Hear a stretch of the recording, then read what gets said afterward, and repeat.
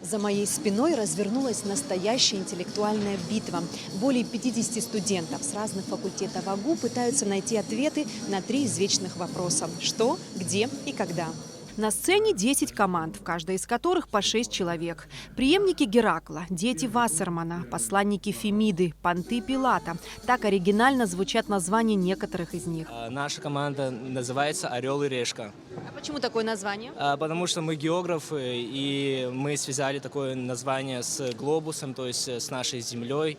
А «Орел», такая программа еще есть, «Орел и решка», она известная, она по всему миру путешествует. А были уже какие-то вопросы по вашей специальности, по вашей теме? Безусловно, да, один вопрос это прям наш, он был, и мы его досрочно ответили. Даже Что за вопрос был? Ну-ка, повторите. Вопрос связан с Аристотелем, о его теории доказания шарообразности Земли. Мы просто придумали название команды, никаких подготовленных тем нам никто не сказал. Сказали, что будет конкурс в 3 этапа, мы решили поучаствовать, и нам очень интересно, потому что в течение 2 лет ничего такого не происходило, как вы знаете, потому что у нас была пандемия, и мы очень рады, что у нас проходит такой конкурс. В команде «Педагогический свет» одни девочки. В интеллектуальной игре они принимают участие впервые. Несмотря на внешнюю хрупкость, будущие педагоги настроены решительно. Потому что у нас на факультете мало мальчиков, они остальные в основном на физкультурном, а мы всех взяли с начального образования из психологии. Вопросы не то чтобы сложные, скорее они необычные, и мы не знаем точных ответов на эти вопросы. В принципе, как и все, мне кажется, тут больше логическое мощение должно быть развито.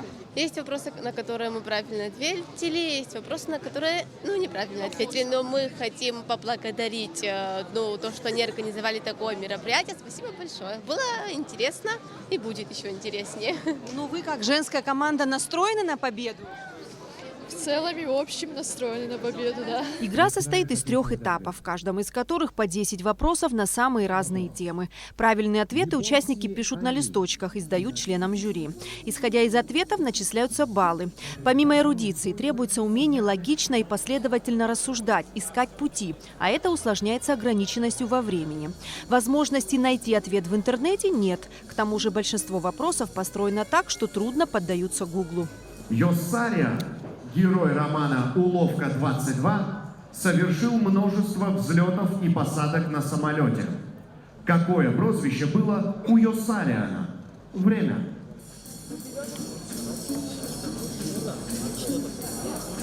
Правильный ответ – Йо-Йо.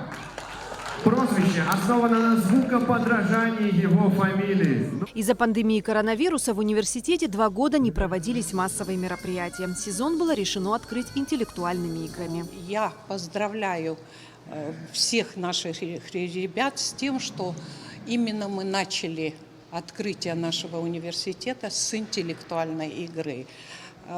Понятно, что какие-то вопросы для детей будут сложны, но видно, что все за столом сидящие работают и показывают свои знания. Я довольна своими ребятами. За время подготовки они себя очень хорошо показали. И вообще мне хотелось бы, чтобы все знали, что контингент университета у нас очень хороший и отзывчивый. И если мы приложим все, не только университет, но и родители, чуть-чуть будем следить со своими детьми, то, мне кажется, мы очень многого достигнем. Процесс подготовки к соревнованиям начался за месяц. Были привлечены специалисты, которые уже много лет составляют вопросы для разных чемпионатов Абхазии по интеллектуальным играм. В этой игре задействованы все 9 факультетов. На сцене было 10, потому что исторический факультет, отдельно пошла специальность международные отношения. Практически все работают и пытаются отвечать. Правильно, неправильно, это уже решать жюри. Игра состоялась. Она получилась интересной и волнительной. 3-е место заняла команда отделения искусств. 2-е досталось филологическому факультету. 1-е место заняли студенты экономического факультета.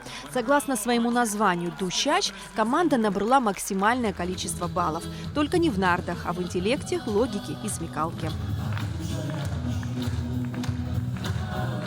Эсма Гуланзе, Тимур Гугорхия, Абхазское телевидение.